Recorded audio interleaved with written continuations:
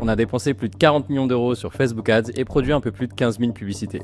Et aujourd'hui, je vais t'expliquer ce qui fait vraiment scaler une marque e-commerce sur Meta en 2026. En fait, depuis qu'Andromeda est sorti, t'as sûrement vu passer plein de vidéos qui t'expliquent que Facebook a changé ses algorithmes et que tes campagnes vont sûrement s'effondrer cette année. Mais de mon point de vue, c'est totalement l'inverse. Nos marques n'ont jamais autant scalé. On échange régulièrement avec les équipes de Meta et ce qu'ils nous disent en off depuis des années n'a pas changé. Le ciblage tel qu'on le connaît est mort et ça change tout. Et en fait, les dernières mises à jour Facebook Ads n'ont fait qu'accélérer ça. Le problème, c'est que ça profite qu'à une petite poignée de marques en France qui l'avaient compris bien avant tout le monde. Et c'est pour ça qu'elles explosent aujourd'hui. Alors dans cette vidéo, je vais te donner le système complet en 3 parties qu'on utilise pour scaler sur Meta en 2026. Comment on a remplacé le ciblage, comment on produit du volume sans exploser les budgets et comment on sait exactement quoi produire chaque mois pour nos marques e-commerce.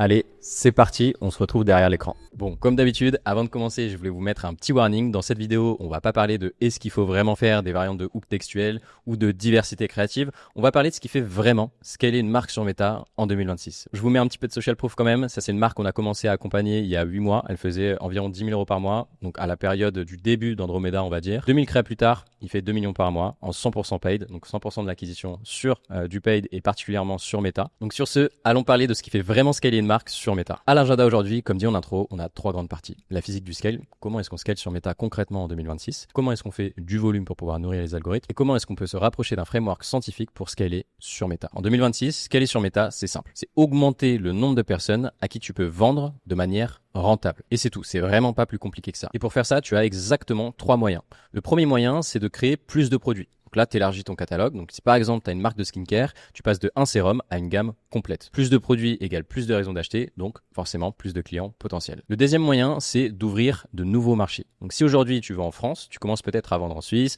en Belgique, en Italie, au UK. Si tu fais de la pub dans plus de pays, tu as forcément plus de clients potentiels. Et le troisième moyen, qui nous intéresse le plus, c'est d'élargir la cible. En gros, élargir le nombre de personnes différentes à qui tu parles. Donc si par exemple aujourd'hui tu t'adresses uniquement aux femmes de 40 ans, tu ajoutes les femmes de 30, les femmes de 50 ou même les hommes. Et si tu es attentif, tu auras remarqué qu'il y a un point commun entre ces 3 moyens. À chaque fois en fait, le but principal, c'est simplement d'élargir le nombre de personnes à qui tu parles. Et sur Meta, le moyen le plus simple et le plus efficace de scaler, c'est le moyen numéro 3. C'est pour ça que ça nous intéresse le plus. Parce que t'as pas besoin de créer de nouveaux produits, ça prend des mois. T'as pas besoin d'ouvrir de nouveaux pays, ça demande un peu trop de logistique. T'as juste besoin de parler à plus de types de personnes différentes. Et ça, en fait, tu peux le faire dès demain avec une bonne stratégie créative. Si je te donne un exemple concret, sur un de nos clients qui est dans la niche du repas diète, donc de la livraison plus précisément, on est passé de 2 à 6 personas. Le spend, il a doublé. Le CAC, il a baissé de 32%, et ça, sans nouveaux produits, sans nouveaux pays, juste avec une stratégie créative qui était pensée pour nourrir les algos de Meta. Et c'est pour ça, en fait, que la creative strategy, c'est devenu le levier numéro 1 pour scaler et que t'en entends parler un petit peu partout. Parce que c'est elle qui te permet d'élargir ton marché sans toucher à ton produit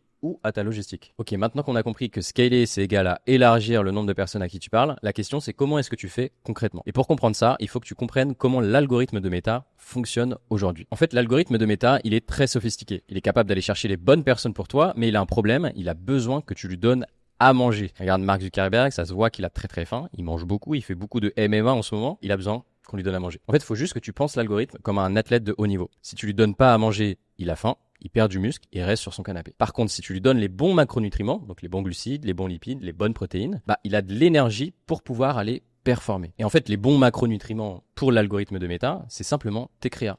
Plus tu lui donnes de messages différents pour des personas qui sont différents, plus il peut aller chercher des profils qui sont variés et donc élargir ton marché. Si tu lui donnes une seule créa, il va trouver un petit groupe de personnes qui réagissent bien avec cette créa et il va rester un peu bloqué là.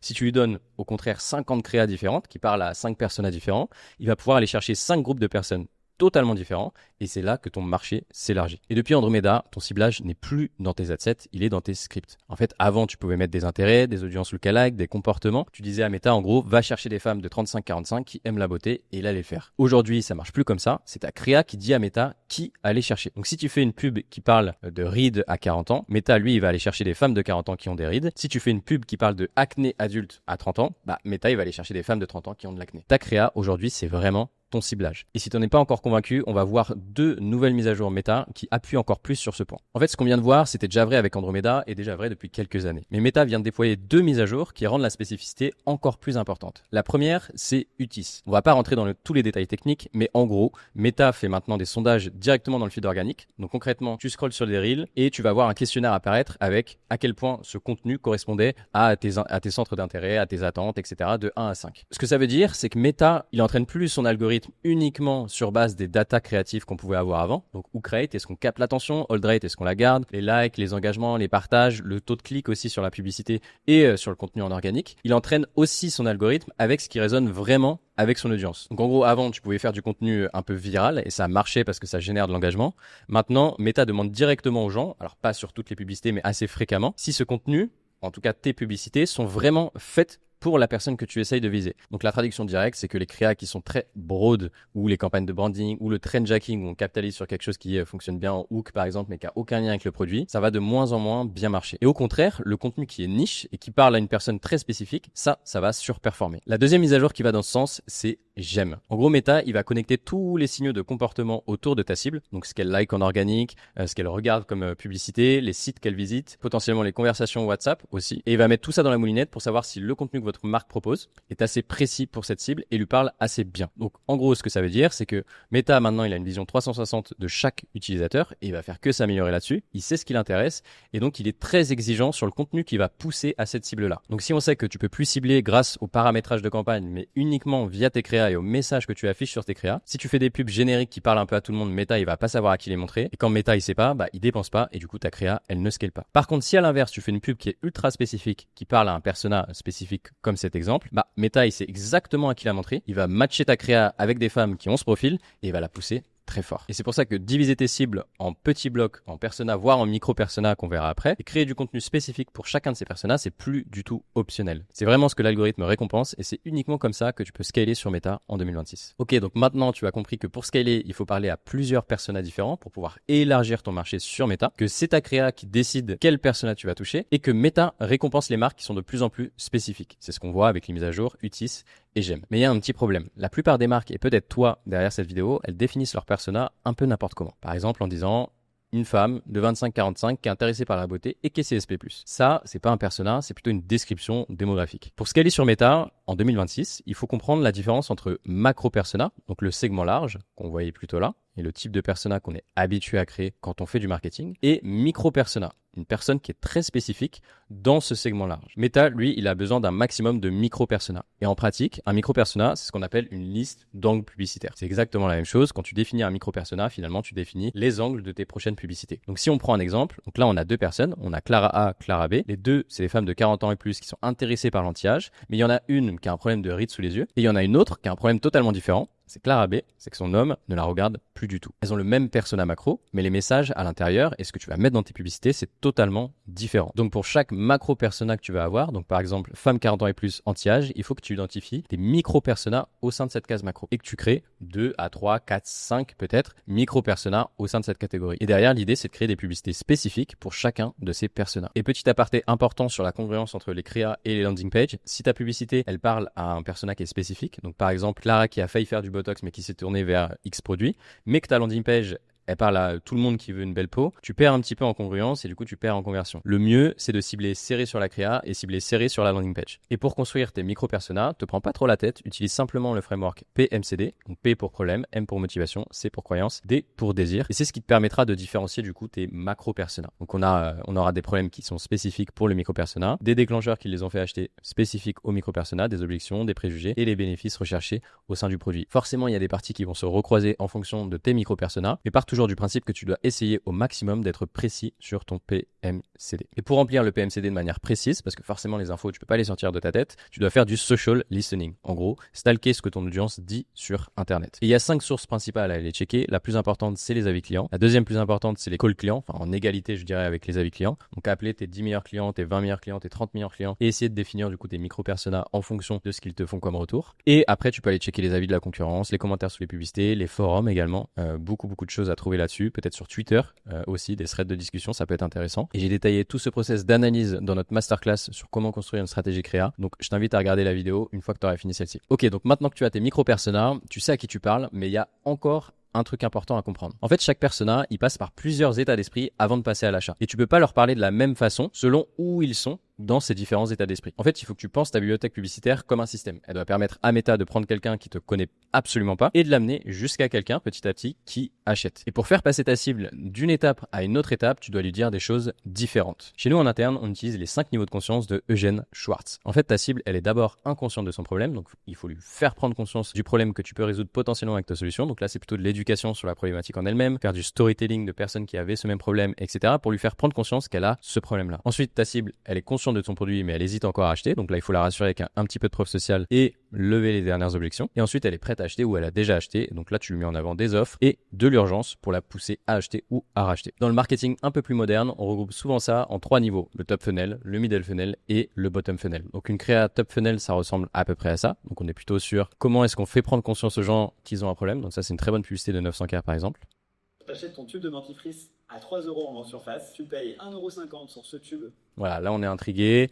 Le fondateur parle de la problématique générale liée au dentifrice et petit à petit il va arriver sur son produit. En middle funnel, on va plutôt être sur la différenciation. Donc là, le us versus them, c'est un super concept pour le faire. En bottom funnel, on va plutôt être sur de la réassurance pour passer à l'achat final, donc sur des avis clients par exemple, ou de la promo. Et nous, ce qu'on recommande, c'est d'avoir à peu près 30% de top funnel, 40% de middle funnel et environ 20% de bottom funnel. C'est pas scientifique, mais ça donne déjà une bonne représentation de ce que tu dois faire sur ton compte publicitaire. Et en théorie, si tu veux vraiment scaler rapidement, il faudrait que toutes tes publicités parlent à des gens qui te connaissent pas du tout, donc plutôt du top funnel. Mais dans la réalité, c'est très très dur à exécuter. Donc le plus simple, si tu commences, c'est d'avoir un mix, parce que faire que du top funnel pour une cible qui te connaît déjà, c'est compliqué de maintenir leur attention jusqu'à la mise en avant du produit, du call to action, etc. Donc c'est pour ça qu'il nous faut quand même une bonne répartition entre le top funnel, le middle funnel et le bottom funnel. Donc voilà, maintenant tu comprends pourquoi est-ce qu'il faut donner beaucoup à manger à Mark Zuckerberg et particulièrement à ses algorithmes. Que pour donner à manger à Mark Zuckerberg, il faut beaucoup de spécificité et ce sur des micro-personas différents, et que pour chacun des micro-personas que tu vas trouver, tu vas devoir créer du contenu pour chaque niveau de funnel. Donc le top funnel,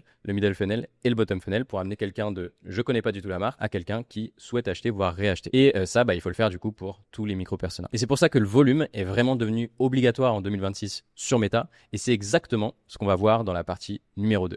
Bon, maintenant tu as compris que pour scaler, il faut élargir ton marché. Pour élargir ton marché, il faut parler à plusieurs personas. Et pour parler à plusieurs personas, il faut créer des créas différentes. Mais si tu vises 3 personas avec 3 angles, avec 3 concepts par angle et 3 niveaux de funnel, ça fait tout de suite 81 combinaisons possibles. Et quand tu regardes cette vidéo, tu te dis peut-être que c'est pratiquement impossible de produire autant de publicité par mois, mais crois-moi, c'est beaucoup plus simple que tu ne le penses. La première chose à comprendre, c'est qu'il y a 4 grands types de créas totalement différentes. Le premier type de créa, ça va être les nouvelles créas. Donc là, c'est par exemple une créa avec laquelle tu testes un nouvel angle ou un nouveau concept que tu n'as jamais encore testé sur le compte publicitaire. Tu peux le faire quand tu passes du coup en mode expansion de marché, donc souvent quand tu as atteint un plateau au niveau de ton spend, et tu peux par exemple tester un nouveau concept podcast pour la première fois. Ensuite, tu as les variantes. Les variantes, c'est une déclinaison de ce nouveau concept, mais que tu vas lancer en même temps que la nouvelle publicité que tu as produite. L'idée, c'est de donner plus de chances à ce nouveau concept de performer, passer du temps dessus, tu as mis des efforts, tu as mis potentiellement des coûts de production dessus, donc le but, c'est d'essayer de le maximiser. En même temps que tu vas lancer ton nouveau concept, tu vas créer des variantes de ce nouveau concept pour lui donner un max de chances de performer. Par exemple, tu peux créer 3 hooks différents pour ce même concept podcast. Et ensuite, tu vas avoir les itérations. Et parmi les itérations, tu as 2 types d'itérations. Les itérations mineures. Donc ça, c'est les déclinaisons que tu fais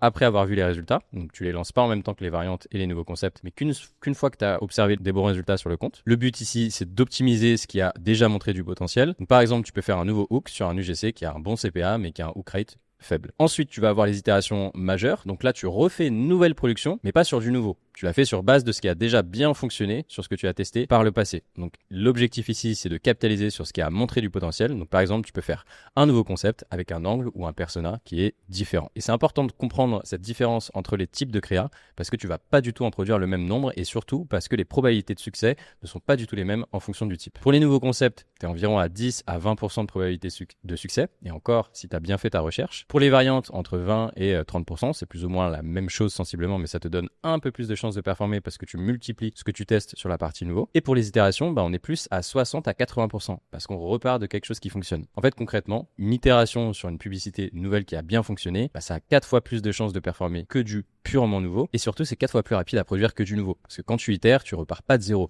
Le script, il existe déjà, ou en tout cas la structure. L'angle, il est validé. Tu sais qu'il fonctionne. Tu changes juste un ou deux éléments grand maximum. Alors que pour un nouveau concept, tu dois tout reconstruire. Tu dois trouver un nouvel angle, tu dois rédiger un script de A à Z, tu dois briefer le créateur, tu dois attendre les rushs, tu dois monter la publicité et au final, tu as un pourcentage de chance qui est bien plus faible de performer sur cette créa. Autrement dit, sur une journée, tu peux soit produire 2 tout nouveaux concepts en ayant 20% de chance de succès, soit tu peux produire 8 à 10 itérations, micro et macro, sur un winner existant avec 60 à 80% de chance de succès. La règle, c'est qu'il faut faire beaucoup plus d'itérations que de nouveaux concepts. C'est comme ça que tu peux donner à manger à l'algorithme de méta avec de la diversité et surtout du volume. Et je te conseille de faire beaucoup de nouveaux concepts que si tu as très peu de créas qui fonctionnent actuellement sur ton compte. Ok, donc maintenant tu sais que les itérations, elles ont 4 fois plus de chances de performer qu'un nouveau concept et surtout qu'elles sont 4 fois plus rapides à produire. La question, c'est comment est-ce qu'on itère concrètement sur nos créas? Eh bien, rappelle-toi ce qu'on a vu dans la partie 1. Pour scaler, tu dois élargir ton marché. Donc, tu dois avoir plus de personas, plus de niveaux de funnel et plus de messages marketing différents. Eh bien, une itération, la réplication d'un winner, c'est exactement ça. Tu prends un truc qui marche et tu l'adaptes pour toucher plus de monde. Donc par exemple, tu prends une nouvelle créatrice pour élargir l'âge que tu vises, tu testes un nouveau format pour essayer de toucher des gens qui préfèrent les podcasts, ou tu testes un nouveau persona pour ouvrir un tout nouveau marché. Et c'est comme ça que tu fais du volume intelligent. Pas en repartant de zéro à chaque fois, mais plutôt en capitalisant sur ce qui fonctionne déjà. Et comme on l'a vu, il y a deux types d'itérations, donc les micro-itérations et les macro-itérations, et les deux sont vraiment essentiels. Pour les micro-itérations, l'objectif c'est d'améliorer la créa qui existe déjà sans tout refaire. Donc quand une créa ne performe pas, il faut d'abord identifier là où ça coince. Parce que chaque symptôme a une solution bien différente. Donc là, j'ai listé les problèmes les plus récurrents sur les créas. Donc un hook, par exemple, qui est faible. Donc si on a un hook rate en dessous de 30%, on peut potentiellement se dire qu'on va le retravailler. Et là, je vous redirige vers ma vidéo sur les hooks pour pouvoir les retravailler avec la formule TAV. Vous pouvez avoir un problème de drop au milieu de la vidéo sans avoir présenté l'ensemble de votre argumentaire. Et donc là, le but, c'est de raccourcir, de dynamiser, de faire des re-hooks au sein de la vidéo. Vous pouvez avoir un problème de peu de clics sur votre publicité, donc peu de trafic sur le site e-commerce in fine. Là, ça se traduit par un CTR en dessous de 1%. Là, vous pouvez ajouter des CTA au sein de la vidéo un petit peu plus tôt, à 25%, 50%, 75%, ou essayer de faire monter la sauce un petit peu plus tôt en coupant une première partie de vidéo. Et dernier problème, ça c'est le plus important, en général, vous n'allez pas trop essayer d'itérer sur ces parties-là si cette dernière partie n'est pas là, mais un CPA faible, ça peut être symptomatique d'une mauvaise congruence entre la publicité que vous mettez en ligne et la landing page sur laquelle vous renvoyez. Ou alors, parfois, c'est aussi un problème de preuve sociale. Comme vous êtes une petite marque qui n'est pas encore assez développée, peut-être que les gens ne vous font pas assez confiance, ou ne font pas assez confiance en tout cas au marketing que vous mettez en avant. Ça peut être intéressant de réintroduire un petit peu plus de preuve sociale au sein de cette publicité pour voir si ça améliore ou non les performances. Donc si je vous montre un exemple qu'on a fait pour Humble Plus, une marque qu'on accompagne qui fait du collagène marin, on a d'abord fait une première créa qui visait un petit peu large. De 25 ans, on perd 1% de collagène par an. C'est énorme. À 30 ans, ça a déjà ralenti un peu. C'est pour ça qu'on commence à avoir les premières rides. Mais à 50 ans, tu as déjà perdu plus de la moitié de ton collagène. Alors je me suis dit, toi, je commence à maintenir ce que... Donc là, on monte un petit peu crescendo au niveau des âges pour expliquer l'intérêt du collagène. Sur l'autre publicité, tu vas voir, on est beaucoup plus concentré sur la cible des 50 ans et plus. Et on a simplement changé le début de la vidéo. Et la suite reste la même. Mais à 50 ans, tu as déjà perdu plus de la moitié de ton collagène. Donc là, vous voyez, tout à l'heure, on parlait de à partir de 25 ans, tu perds 1% de collagène par an. Là, on est sur...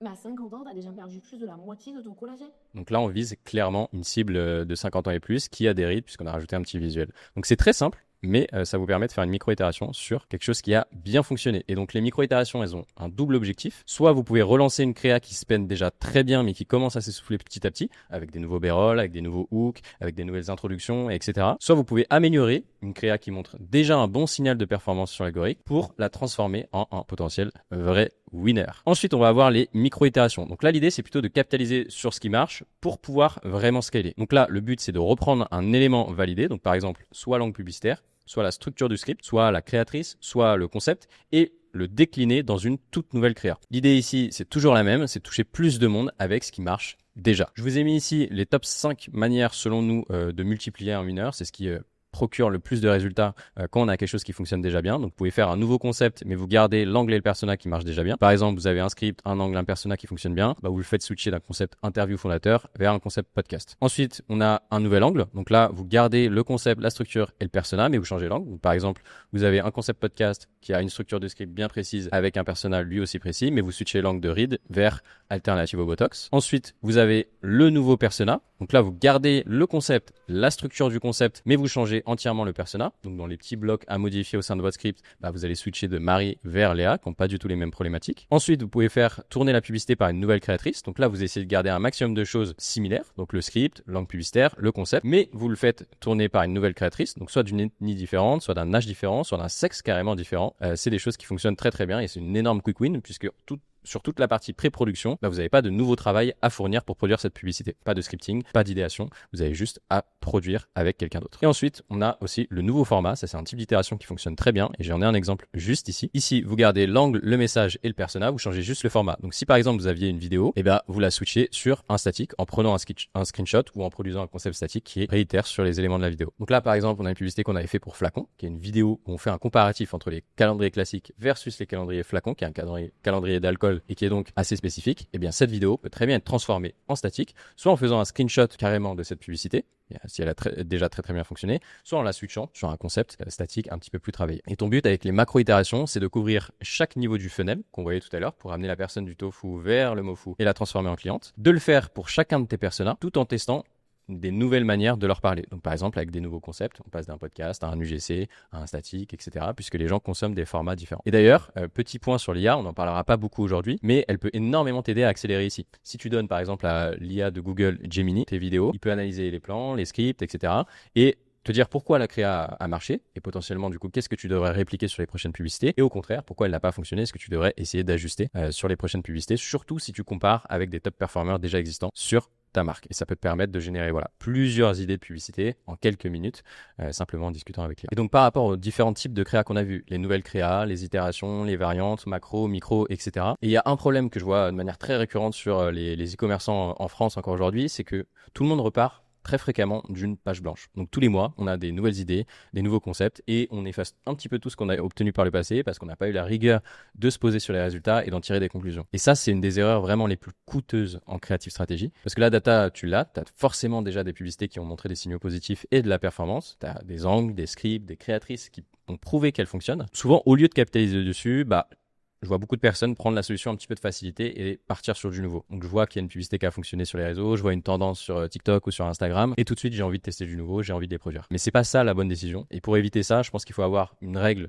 très claire dans la production et dans les batchs que vous produisez. Et pour moi, 50% de ton batch, il doit être concentré sur les itérations macro basées sur tes winners. C'est vraiment le cœur du scale. Donc tu prends ce qui marche et tu l'adaptes pour toucher plus de monde en faisant des nouveaux concepts, des nouvelles créas, mais qui sont basées sur des créas déjà existantes, donc les itérations macro. 20% de ton batch, ça doit être plutôt des itérations micro, donc basées sur les winners. Donc là, c'est le moteur un petit peu d'optimisation. Tu prends les créas qui spendent déjà et tu essaies de les améliorer pour les faire spender plus ou essayer de les faire continuer de vivre sur le compte publicitaire. Et 30% du batch maximum, c'est du full nouveauté. Donc là, tu peux t'amuser, tu prends des angles, des personas, des concepts, des formats différents, tu fais un petit mashup de tout et tu testes du nouveau avec plusieurs facteurs différents à la fois. C'est aussi important parce que c'est ce qui te permet d'explorer, même si c'est risqué, puisqu'on l'a vu, il y a beaucoup moins de chances que ces créas performent, mais il en faut parfois pour scaler. Vous tomberez sur des créas qui performent très très bien et sur lesquels du coup vous pourrez faire des itérations macro par la suite. Donc pense vraiment à cette formule quand tu fais tes idéations et quand tu fais tes batchs. 50% sur l'itération macro, 20% itération micro, 30% full nouveauté et ça t'assurera au minimum d'avoir une grosse partie de ton batch qui a beaucoup de chances de performer. Bon, maintenant qu'on vient de voir comment est-ce que tu peux exploiter tes winners,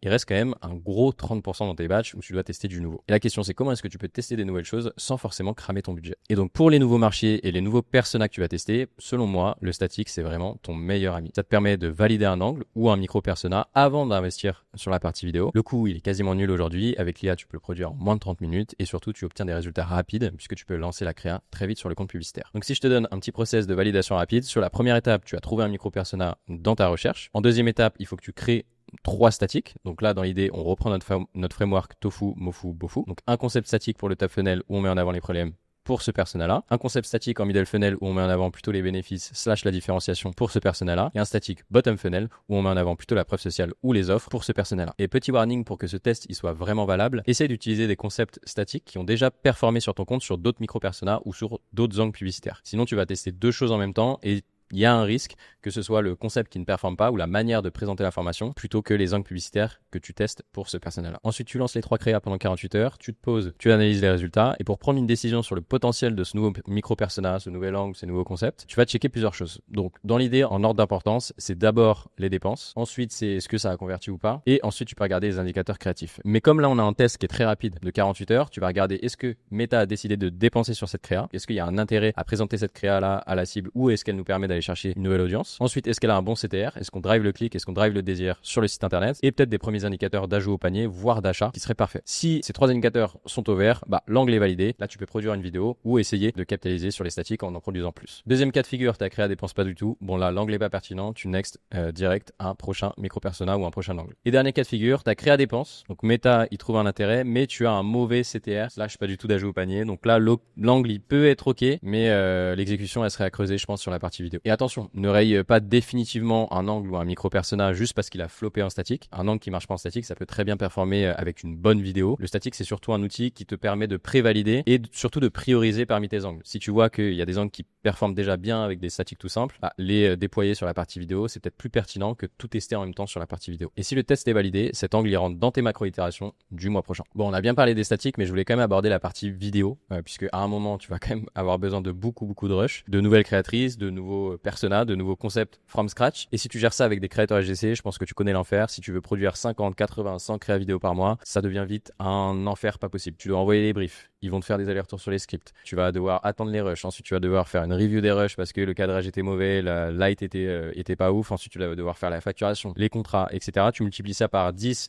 20, 30 créateurs. Clairement, tu passes ta vie à faire du project management au lieu de faire de la stratégie. Et c'est pour ça que passer un certain volume, les tournages internalisés, ça devient vraiment obligatoire. L'idée, c'est que tu regroupes tout ton batch sur 1 à 2 jours de tournage par mois. Comme ça, tu contrôles la qualité en temps réel et surtout, tu récupères des centaines de rushs d'un coup. Chez Greaz, nous, on a développé un système qui permet de sortir un peu plus de 100 publicités sur une journée de tournage. Donc, comparé à un tournage classique, il y a aussi un gros gain en termes d'économie sur le coût par créateur, parce que si on passe par des créateurs GC, on est vite entre 200 et 300 par concept. Si on est sur du tournage, comme les personnes viennent dans tous les cas sur la journée, on peut tourner plus de concepts avec eux et donc le coût par concept est vachement réduit. Évidemment, la clé pour pouvoir faire plus de 100 publicités sur une journée, c'est l'organisation. Donc, il y a un énorme travail qui est fait de la part des créatifs stratégistes, mais aussi des chargés de production chez nous. Et si tu veux voir comment est-ce qu'on organise ça, il y a Loïs, notre responsable production, qui a fait un épisode dédié avec Étienne et je t'invite à le creuser. Ça peut être très intéressant. J'ai pas voulu trop rentrer dans le détail aujourd'hui parce qu'on a beaucoup de points à voir, mais si tu veux creuser cette méthode, je t'invite à checker ça. Évidemment, j'entends que ça peut paraître beaucoup, produire autant de créa pour développer le marché publicitaire avec autant de diversité. Donc clairement, pour gérer ce volume, il te faut absolument une équipe. Parce que si tu essayes de tout faire toi-même ou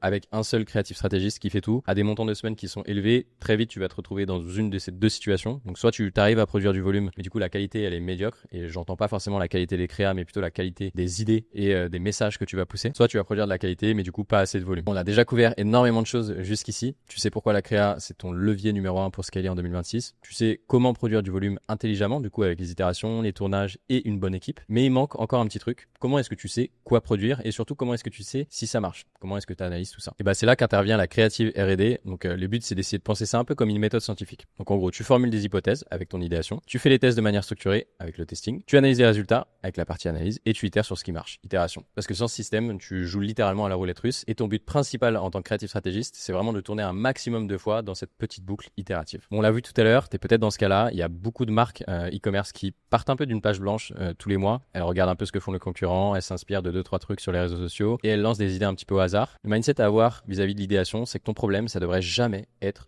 je n'ai pas d'idée. Mais plutôt, j'ai tellement d'idées que je sais pas laquelle tester en premier. Et pour ça, tu as besoin de deux choses. Un, des sources qui t'alimentent en idées de contenu en continu. Et deux, un système de priorisation pour pouvoir choisir les meilleurs et ce que tu vas produire. Donc, c'est ce qu'on va voir ici. Donc, pour commencer, rappelle-toi ce qu'on a vu dans la partie 1 sur le social listening. C'est pour construire tes personas, mais ces mêmes sources, elles donnent aussi plein d'idées de créa en continu. Donc tes avis clients, le call de tes top clients, les forums, etc. La différence avec la partie 1, là où tu essayes plutôt d'essayer de comprendre ton audience, même si ça pouvait te donner des idées, ici tu cherches plus des idées concrètes de créa à produire. Donc des packaging dans lesquels tu vas mettre du coup les angles publicitaires que tu as trouvés dans la partie 1. Pour faire ça, tu peux rajouter deux sources, l'analyse des publicités de tes concurrents et l'analyse des vidéos qui sont performantes en organique. Et pour faire ça, je te donne deux outils. Le premier, c'est TrendTrack, un outil absolument incroyable qui a été créé par un e-commerçant français en plus. Donc je vous invite vraiment à l'utiliser parce qu'il y a des fonctionnalités qui sont bien meilleures que Foreplay ou d'autres outils qu'on peut utiliser pour la veille. Concrètement, la différenciation de TrendTrack, si je devais faire une publicité pour eux un peu plus middle funnel, c'est que vous pouvez trier par nombre d'impressions et donc de facto trier par niveau de spend les créas de vos concurrents. Donc ça vous donne une très bonne idée de ce qui peut bien fonctionner sur le compte. Pour le faire, c'est super simple. Vous vous retrouvez dans la table Ads juste ici. Vous cherchez un mot lié à votre produit. Donc par exemple, si vous faites la publicité d'un produit comme le rétinol, vous triez par ça, vous mettez une estimation du CPM dans cette niche. Donc là, on va mettre 10 € par exemple. Et ensuite, vous triez par ad spend, donc par exemple plus de 5000 $. Vous faites ça et vous allez tomber du coup sur plein de publicités qui ont beaucoup spend. Évitez les publicités des grosses marques comme Lancôme, etc. parce qu'ils font beaucoup de top funnel. Et si vous l'appliquez de top funnel, de publicité branding plutôt, et si vous l'appliquez à votre marque e-commerce, ça va pas forcément marcher parce que vous n'êtes pas du tout au même stade qu'eux. Mais essayez de vous inspirer plutôt de petites marques et de créas qui se rapprochent un petit peu plus de ce que vous avez l'habitude de faire comme des UGC, etc. Là, vous allez trouver plein d'idées de publicité qui du coup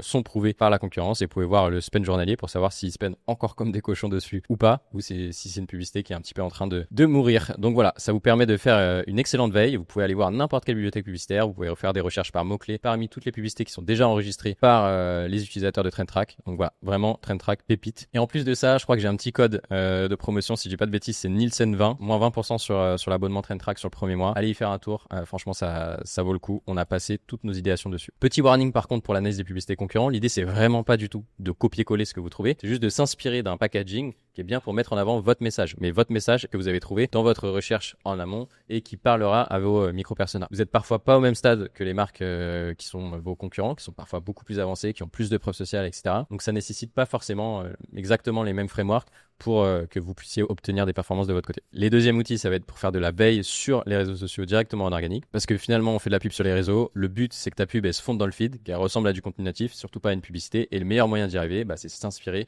ce qui fonctionne déjà en organique. Pour trouver des vidéos en organique qui cartonnent dans ta niche, il faut simplement rechercher un mot-clé, donc par exemple sur TikTok, ensuite filtrer par vidéo les plus likées ou les plus vues, et ensuite, même principe que pour les concurrents, on analyse les formats, on essaie de trouver pourquoi ça marche, et ensuite on adapte le format avec le produit et tes angles. Si je te montre un petit exemple en direct, sur TikTok, c'est très simple. Vous avez déjà accès à tous les filtres. Sur Instagram, c'est moins le cas. Donc, il y a une extension qui existe qui s'appelle Sort Feed et qui vous permet du coup de trier les feeds d'influenceurs ou de marques concurrentes. Donc là, vous cliquez simplement ici, vous filtrez par like. Ça va faire sa petite tambouille et ça va réorganiser en fait toutes les publicités qui sont disponibles sur le compte de la personne. Donc là, j'ai pris l'exemple de Flytex. Je vous invite vraiment à aller voir la bibliothèque publicitaire d'ailleurs. C'est une masterclass. Et tout de suite, ça nous a filtré du coup les vidéos les plus performantes. Donc là, on voit une vidéo qui a super bien performé. C'était un partenariat avec une autre marque, avec un autre créateur. Et ça vous donnera tout de suite une idée de ce qui fonctionne bien sur le compte du coup. Une fois que tu as tes idées, il faut maintenant prioriser. Moi, ce que je conseille, c'est de collecter tout ça dans un tableau. Donc là, je t'ai mis un petit exemple. Hop, si je zoome un petit peu avec la source. Du coup, j'ai trouvé l'idée dans des avis clients, sur les forums, dans les publicités de nos concurrents, etc. Je veux viser tel angle ou tester tel insight que j'ai trouvé au sein de mes micro-personas. Je m'inspire de tel concept. Le funnel correspondant, c'est plutôt celui-ci. La fréquence d'apparition, donc est-ce qu'il y a beaucoup de concurrents qui font ce type de publicité ou est-ce qu'il y a beaucoup d'avis clients qui mentionnent tel angle sur ma publicité, ce qui va vous donner ensuite le niveau de priorité. Donc si je reprends un petit peu step by step, voilà, on collecte tout dans les tableaux avec les sources d'idées et surtout la fréquence d'apparition. On priorise par fréquence pour les angles publicitaires slash les insights qu'on veut tester. Plus il y a de l'occurrence dans les avis clients, plus ça peut fonctionner, plus vous avez un gros marché à développer potentiellement en utilisant ces angles publicitaires. Ensuite, vous priorisez par preuve pour les concepts. Donc s'il y a beaucoup d'impressions, etc., potentiellement il y a plus de potentiel que la créa fonctionne. Une fois que tu as toutes tes idées de prioriser, il faut les tester dans le bon ordre. Donc en général, tu testes d'abord le persona, ensuite tu testes l'angle publicitaire, ensuite le concept publicitaire pour savoir dans quel packaging tu vas mettre ton angle, ensuite le créateur pour affiner et ensuite tu vas faire des itérations sur les hooks, sur les variantes, etc. Mais j'ai déjà fait une vidéo complète sur le système de testing qu'on utilise en interne, donc je vous invite à aller la regarder et on va pas forcément aborder ça aujourd'hui. Bon, maintenant que tu as priorisé tes idées, tu les as produites et tu as lancé les publicités, il faut lire les résultats. Et c'est vraiment là que la plupart des marques se plantent. Parce qu'elles regardent le CPA plutôt micro, donc sur chaque créa, et elles décident si c'est bon ou c'est mauvais et s'il faut couper ou pas. Mais en fait, toutes les créas, elles vont pas du tout juger de la même façon. Et l'erreur que je vois le plus souvent, c'est une marque qui lance une créa top funnel, elle voit un CPA qui est 1,5 ou 2 fois supérieur à son objectif, elle panique et elle coupe tout de suite la créa. Sauf que cette créa, elle faisait son job. Elle montrait ton produit à des gens qui te connaissaient pas encore. Ces gens-là, ils achètent pas au premier contact, ils voient une première publicité top funnel, ils scrollent, 2 jours plus tard, ils retombent sur une publicité plutôt middle funnel, ils cliquent, ils voient le site et quelques jours plus tard, ils voient une publicité bottom funnel avec une offre et boum, ça y est, ils convertissent. Et c'est la publicité bottom funnel du coup qui prend tout le crédit. Donc si tu coupes les publicités top funnel, 2-3 semaines plus tard, les publicités plutôt bottom funnel qui performaient bien à l'époque quand il y avait ton top funnel, elles vont commencer à s'essouffler parce que tu as coupé ce qui alimentait le haut de funnel, donc qui allait chercher de nouvelles personnes. Donc pour moi, sur une créa plutôt top funnel, ce qu'il faut regarder, c'est pas forcément le CPA, c'est plutôt le spend. Est-ce que Meta a décidé de beaucoup dépenser dessus? Et pour contrebalancer ça, est-ce que le taux de répétition est faible? Si oui, ça veut dire qu'elle fait son travail. Même si le CPA est pas beau et que tu aimerais couper la créa, il faut la laisser en ligne parce qu'elle permet du coup d'aller chercher beaucoup de nouvelles personnes. Et si Meta spend dessus, faut lui faire confiance, c'est que la créa sert pour le reste du funnel. Donc si je résume, pour une créa tofu, on va plutôt regarder par ordre de priorité